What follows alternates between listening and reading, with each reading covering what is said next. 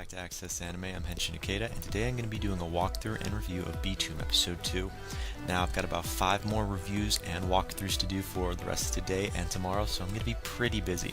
But let me jump right in. I'm going to keep my comments and also my rating to the end of the clip. So let's jump right in. Now, if you remember from last episode, we know Yushika is dead. Ryoto has killed him. Not directly, though. It wasn't planned that way, it just happened. And, well, we were also left with Himiko meeting Ryota for the first time. Her real name is actually called Emilia, by the way. But that was how the episode opened up anyways. We see those two characters, kind of, and we assume this episode is going to open up with Himiko meeting Ryota exactly where we left off. No, sad part is we don't get to see that until the end of this episode, and it's kind of a ripoff. Now, I was a little disturbed by this episode, but again, I'm going to keep my comments until the end. Now, we're back online at the beginning of this episode. We see Team Sakamoto winning. It looks like they were in 12th place, and they just beat the French team. That's really all we know. And wouldn't you know it, we actually get to see Himiko online. Now, I have a really interesting idea. Well, not much of an idea, but I'm assuming that Himiko is the girl that's actually married to Ryota. That's just my guess right now, because it fits into the storyline pretty well. But anyways, Ryoto sees Himiko online. He's never seen her offline, though. And he sees her by herself and invites her to actually join their team and play at least 2 or 3 games worth. She was kind of hesitant at first, but she said yes. And now, offline, Himiko actually has a friend called, now I hope I get her name right, it starts with an H, no, an M, it's called Maiho. And Maiho is, well, she was like talking to Himiko about her online game, I guess, or something along those lines. And you get to hear what Himiko actually thinks of Ryota. She thinks of Ryota as a nicer, older brother. I don't know how I feel about that description. It kind of wrecks my idea that she might be married to this guy online, but I digress. Back to what I was saying. The rest of the episode, you see Himiko with her friend Mayo, which they have a lot of interesting scenes where they go dress up as cosplay characters, cute little pictures. Now, toward the end, Himiko actually talks to Mayo, about seeing a few of her friends. Apparently she knows a band called, and I hope I get the band name right, it's called Judgment Flash, and she's really good friends with the lead singer, I believe, so she invites her friends over. But again, I'm jumping ahead of the story. I said this was a little disturbing episode. Now we see Himiko back on the island, and we really don't know why she is there. And this is what bothers me. She looks like a good person, in my opinion. And you see 3 guys that are like over her when she's on the island, and we don't know who these guys are. They have never been introduced into this episode at all, so I had to research the names of these guys. The first guy, his name is Matsui Akichi, big guy, big fat guy with glasses. Then you got Asumo Kondo. He's actually a teacher and a 4th level judo master, if I'm correct. All I know is he knows judo and he's a teacher. And Musashi Mayoto. And Musashi, all I can say is he's pretty much the protagonist right now, and he's not dead, to my knowledge. But anyways, I digress yet again. They're trying to come up with a plan in general, because 3 guys, they find a girl, and they're trying to assume, like, okay, there's another person, we're trying to establish who else is on this island. You know, they're pretty smart for people. And then you see them with their own bombs. Now, the only bombs we actually get to see explode within the episode is Matsui Akichi's bomb. His bomb is like poison gas. Kind of interesting. You shoot it and everything around it starts to decay. Now, I wasn't so sure on the other 2 bombs or the main character's bomb. Himiko, she's the other main character as of now. So I believe she just like clicks it, and it also is like a countdown, and she throws it, and it does explode. So kind of interesting there. But anyways, these guys, they look normal at first, but then slowly within this episode, they turn on each other. And I kind of didn't expect that to happen all at once within this episode. Kind of wanted to build up. But they elect Himiko as their leader, only because she's a girl and they think she's weak. Now, she has a taser on her, so that's kind of interesting. So, you see all these guys arguing, and Musashi grabs her, and I don't know what he was trying to do, but he was trying to say, well, what's stopping me from killing you guys, and so, I gotta protect myself. And, then you see Asumo, which is the teacher. He was basically being challenged, because since he's a teacher, they believe he's also weak, because he's going to be nice to, his students, or, put others first. And Musashi's kind of pushing his limits here. He wants to see, well, if you throw your bomb at us, then you're just a hypocrite. I'm like, this guy really is a horrible person in this episode.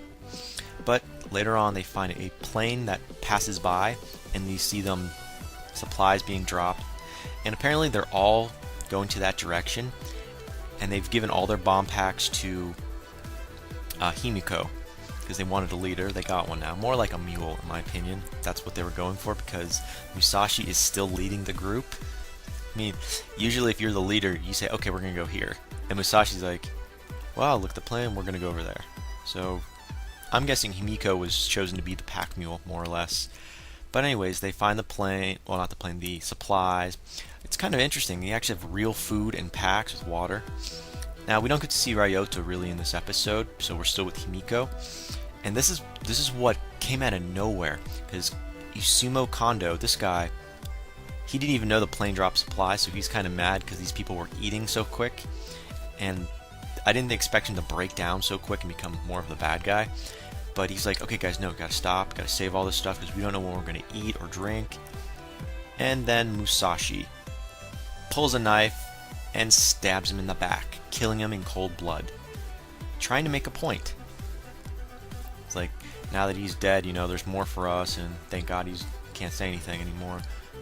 And obviously, Matsui and Himiko are scared as hell, literally. So they sneak away at night.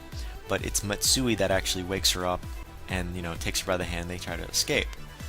Now, remember at the beginning of the last episode, I told you, well, not the beginning, but midway, I told you about the radar chips that are in their left hands that can detect people. Well, funny story, none of them actually know how to use them until apparently Matsui, when they're sneaking away, he notices something, I guess, when he puts his hand to his head or something, and he can tell where Musashi is. Now, Musashi doesn't even know he has a radar chip in his hand. He's like, now this is my guess on this guy. I think he's a ringer. But that's just me. I really think this guy's a ringer. He doesn't even need a radar. He hunts him through the jungle. He's got a knife. This guy, he's a cold killer. I think he's the ringer in this series. Because in Battle Royale, they also had a ringer, as well as in their sequel. So I'm thinking, this guy is a ringer, and he's going right after him. Now, we're also taken back to Himiko's past, where I told you about the band called Judgment Flash. She was introducing her friends, and this is what disturbed me. After she talks about her friends, and I guess you hear something called the Bloodstain High School Girls, something of what she was called, and she keeps saying about punishment.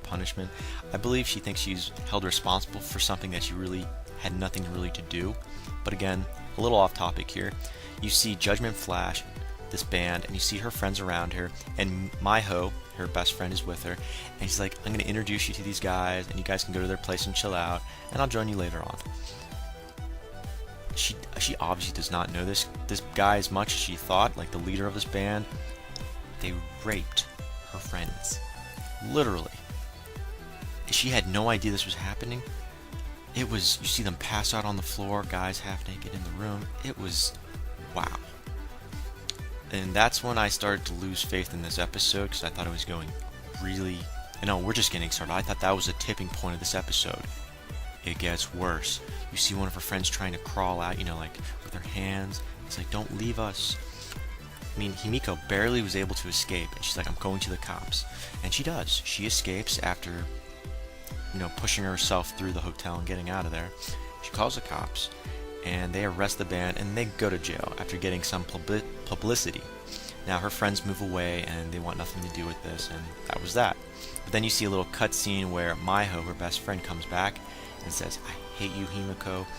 And Himiko feels bad. I mean, she did everything she could. I feel that because her friends were put in that position, they were raped, that they'll always hold a grudge against her because of that. But there is literally nothing she could have done, and nothing she didn't see this coming.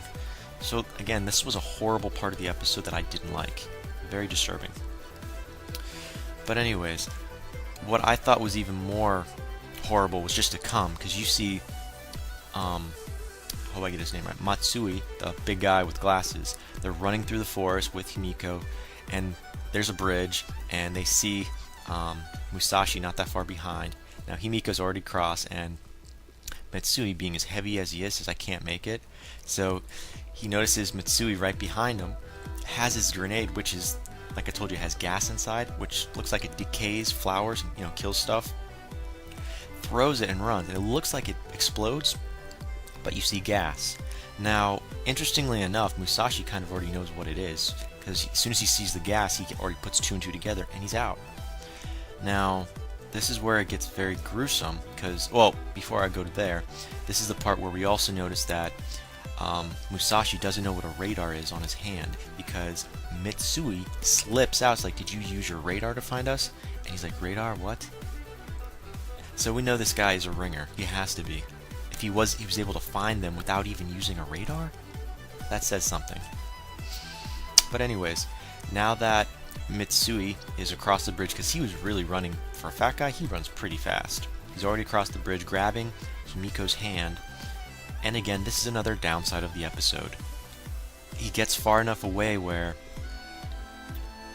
he wants to keep going, and then he explains to Himiko, "We're going to have to start to kill people. To protect yourself, it's either killed or be killed." And that's where Himiko drew the line and said no. Because apparently she has a small little flashback, yet again, of the rape scene from her past. Well, she wasn't raped, but her friends were. And she sees like the image of the band leader in this guy, and she punches him after using her taser, and she runs.